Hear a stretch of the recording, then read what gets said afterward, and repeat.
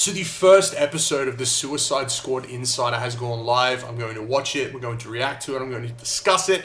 I haven't done any reaction content on this channel in a while, so I'm excited. I'm excited to sit here and watch something with you guys and give my live opinion on it. It's the Suicide Squad, so it's going to be a good one. I'm pretty stressed, to be honest. I just want to see more from this game, know what the hell's going on. We're supposed to already have it by now, so... yeah, man, I'm stressed out for this game. I really want to know more. Hopefully we find out more today, and we have a better idea of exactly what we're going to be playing in February. Alright, let's get into it. And who are we killing? Oh boy. I'm Darius Sadigian, studio director at Rocksteady Studios. I love you, Rocksteady. What's going on? My name is Axel Ribby, and I'm the game director here. Game director, nice. Let's go. At Rocksteady, storytelling and character depth are the core DNA of our game. Okay. These are not features, but Rocksteady fundamentals. With Suicide Squad, Kill the Justice League, we wanted to tell a new story. We wanted to expand the Arkhamverse. Coming from Batman, where it was just from his perspective, just from his lens. It's not that I always forget it's set in the Arkhamverse, it's that I want to forget it's set in the Arkhamverse. Suicide Squad Kill the Justice League is a third-person action shooter that can be played solo or with your friends. Cool. It's a story-driven game that highlights Rocksteady's experience in bringing characters to life. As a Suicide Squad, you'll be forced to take on an absolute impossible mission. You must kill the Justice League. We want the mechanics of the game to really reflect the personalities of the squad. I'm always first on the trigger. We want their moves to be flamboyant, exaggerated, chaotic.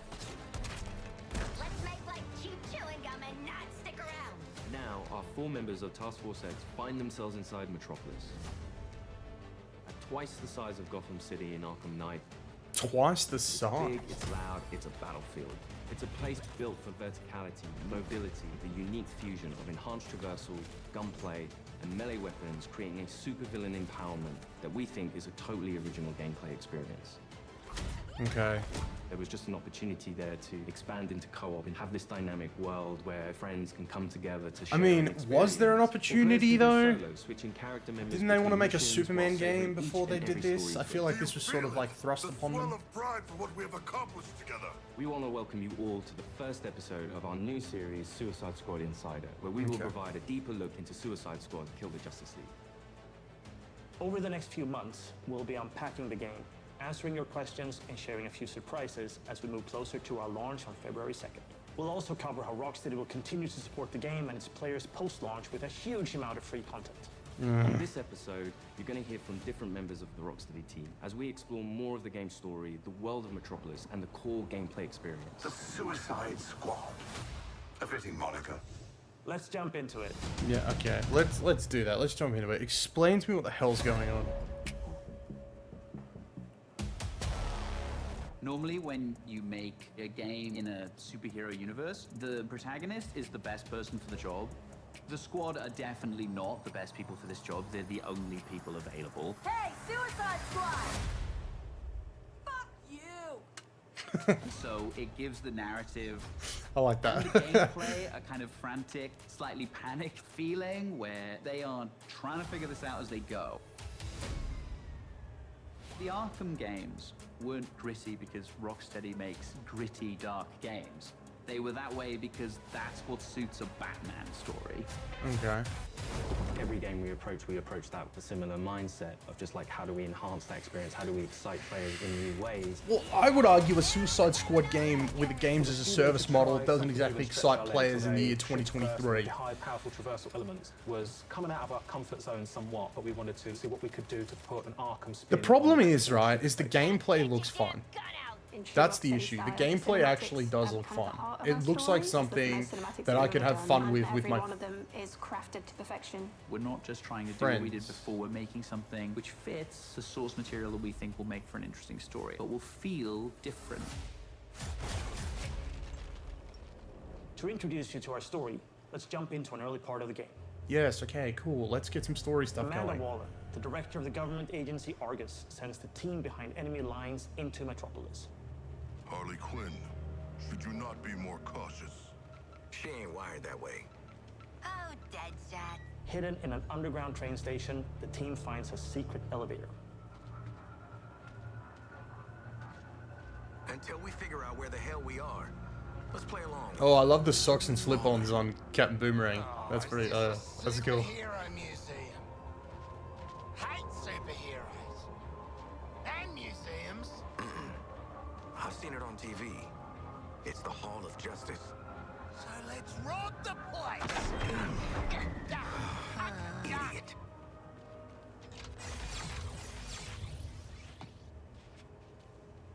Through these doors lies the inner sanctum of the Justice League. Sounds very grand, doesn't it? And it is. She's a dame who can almost make me listen to a boring PSA.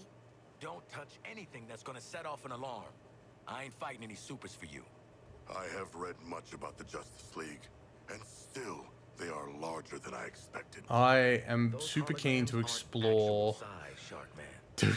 this So true to the museum. characters that they're in Hall of Justice, and the first thing they think is, what can we steal? Cool. Oh, so this is how they get their abilities, Hey right? man, watch the Shit! glass. I'm okay. What the hell you got there? Thought this baby was a myth. Speed Force Gauntlet. Back when Doc Savannah tried to lift Flash's gimmick. Cool.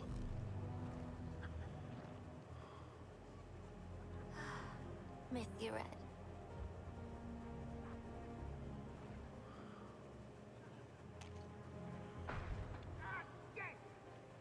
I'm still okay.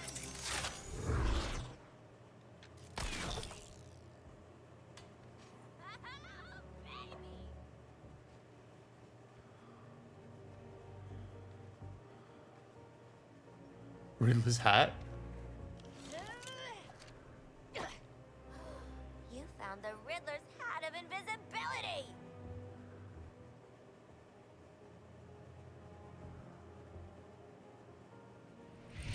It doesn't even, does it? The shark go. Ooh, nothing says international assassin like a frickin' jetpack. Shit. I'd break my damn neck. You're probably right. Jetpacks seem more like a Deathstroke thing anyway.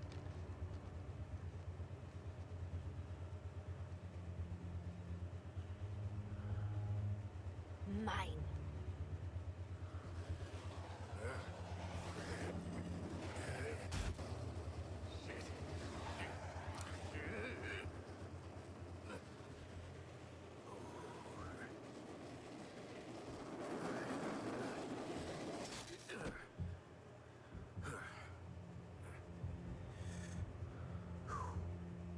That, hat's not gonna get you vertical, Shark. I can make my own way up.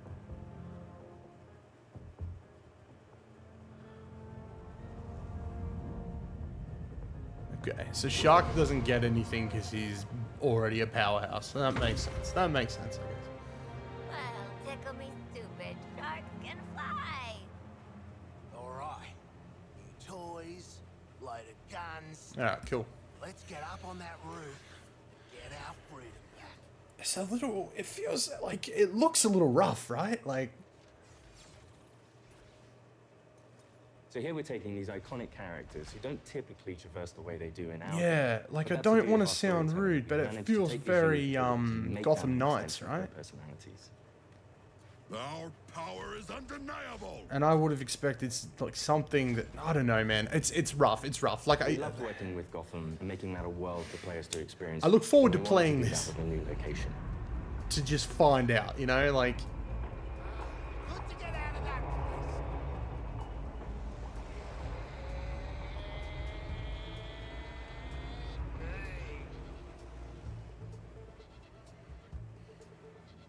We felt that Metropolis was the natural next step to extend that. And what better way to introduce it than through an invasion from Brainiac with no Justice League to save them?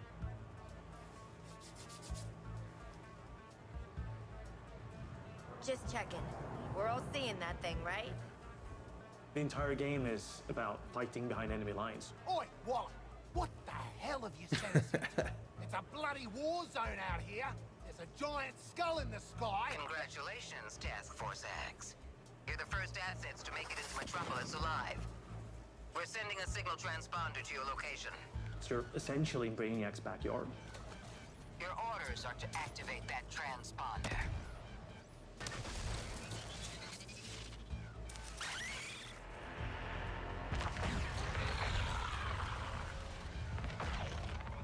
What the hell are those things? And there's no civilians left. Brainiac's killed them or made them into soldiers to do his bidding. And through this corruption, the people of Metropolis have become extensions of Brainiac.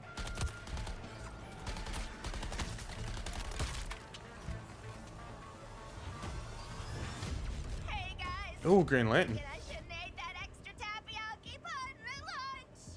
What the player knows from our title and what the Suicide Squad is about to find out is that here, the Justice League are the bad guys. They've been corrupted by Brainiac, and over the course of the game, your mission will be to kill them. Ugh, Green Lantern! Nice! Hey, your face always looks so... what? Harley doesn't have any innate superpowers, so to go up against these beings that have incredible strength, it's a challenge. I'm in the middle of recon for Brainiac. Let's walk and talk. You're talking about, you know, the all-star team of superheroes here. I want you to see this. Pay attention, Floyd. Let me go! Please! Get it off! Looks bad, feels worse. But once you've been enhanced, there's no going back. Outstanding. When you face off against the most iconic characters in all of Looks so superhero rough, and man. Justice League. It's by many people's definition an impossible task. You're searching for stragglers, augmenting Brainiac's army. The Shark gets it. The stakes that Rocksteady sets, the challenges Yo, they keep Scott upon Porter. you as a player. Me and him peed next to each other. Ready to make the leap? You know immediately, like this the is Bethesda press tallest conference task at I will ever E3 take back on in the a day. video game. Flash! Brainiac wondered how you got off the ship. Speedster secret. The League doesn't leave anyone behind. Let's make you right, buddy.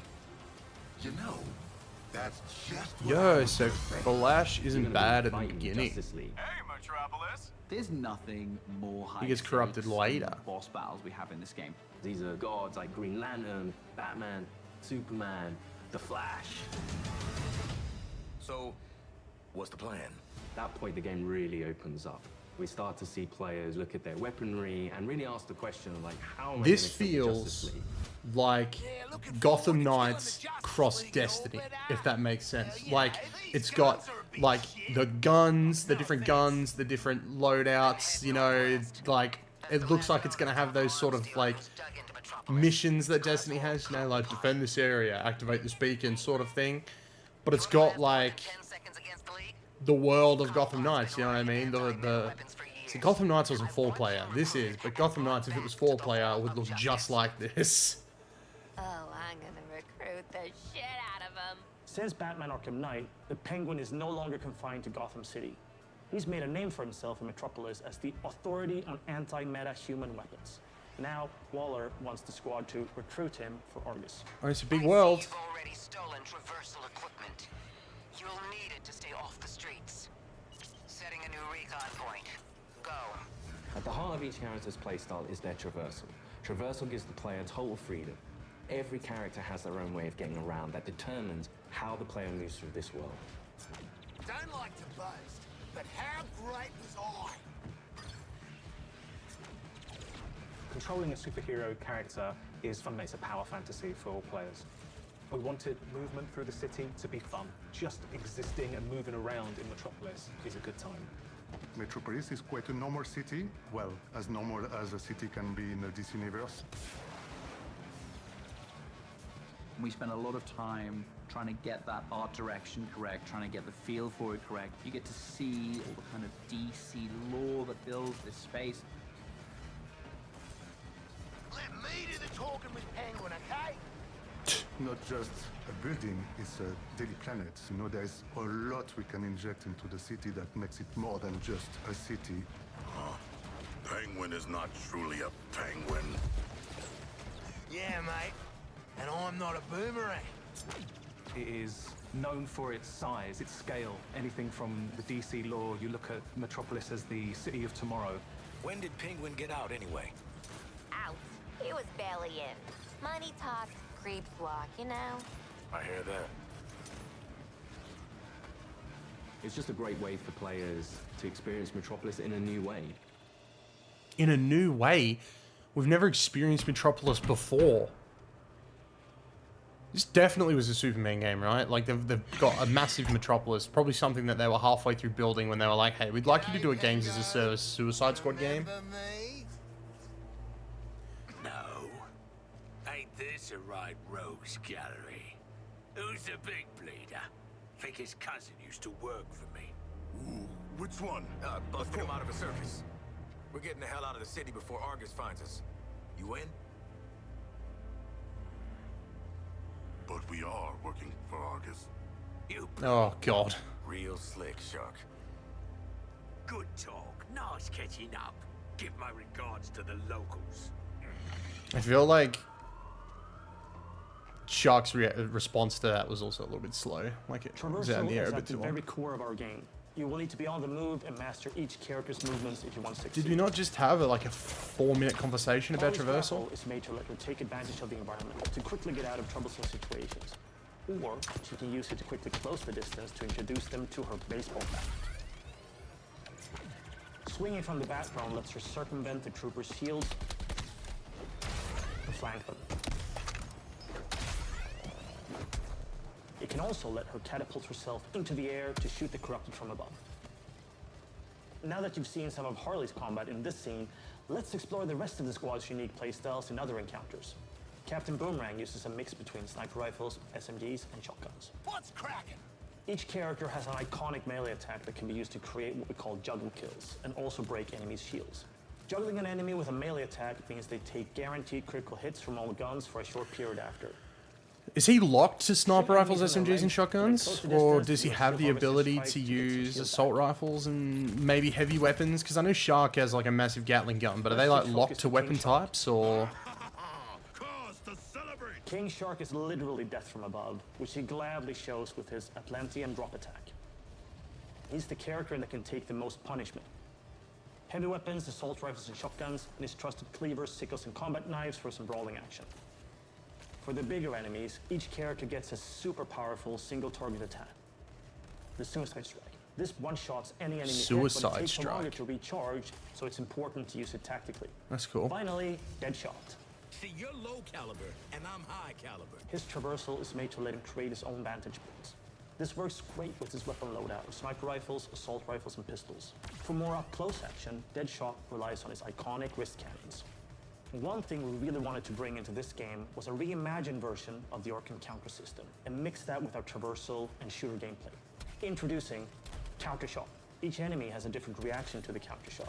Some will be stunned, some will take damage, Counter shot. some will be interrupted and then get really annoyed. So they're trying to implement the Let's Arkham take a look at style, Harley but with guns absolutely instead of demolish Brainiac's hand-to-hand forces combat. with all these That's tools. admirable. My show's all knock 'em dead material.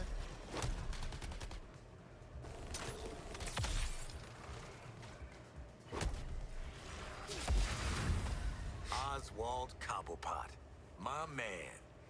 Do we have a job for you? Tell him, Quinn. You're making guns for us now, Bird Brain. Thanks for joining us for episode 1 of That's Suicide it. Squad Oh, Insider. that's it? I feel like we learned nothing, right? Nothing we didn't know before or from the last gameplay reveal. In the months Like, what did we leading up to learn? our There's a launch on February story. 2nd, 2024, The story's we're looking forward to cool, sharing I more guess. details and insights Traversal's about a Suicide big Squad part for of this Justice League. game. They all have different traversal types. In our next episode, we'll be deep diving into more gameplay, combat mechanics, and how to take the fight to the enemy in your own unique style.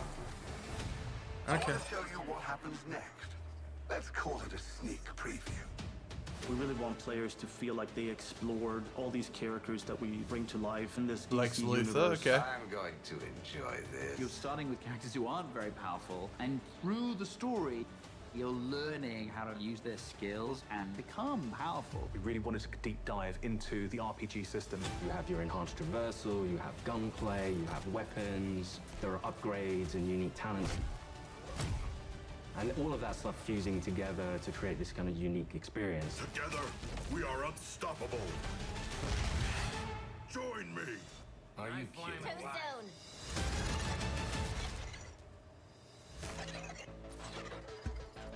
Pre-order, cool. That's cool. All right, cool. Just quickly, just really quickly. So, I think we learned nothing. I think we weren't really given much of anything that we didn't already know. I think we got another really interesting look at gameplay. I think that's cool. The more gameplay we get to see, the better. I think we need to prepare ourselves for disappointment. I don't think this game is going to pivot the way that we wanted it to as a community. Like, hearing Rocksteady making a Suicide Squad game should like fill us with like enjoyment and excitement, but it doesn't, because it's a games as a service, and we know as of like a week or so ago that Warner Brothers is pivoting almost all of their franchises towards a games as a service model. But on the bright side of things, the gameplay does look surprisingly fun. I'm not gonna say that there isn't any merit in this game at all. The gameplay looks surprisingly fun. How long will it take to get repetitive? Only time will tell.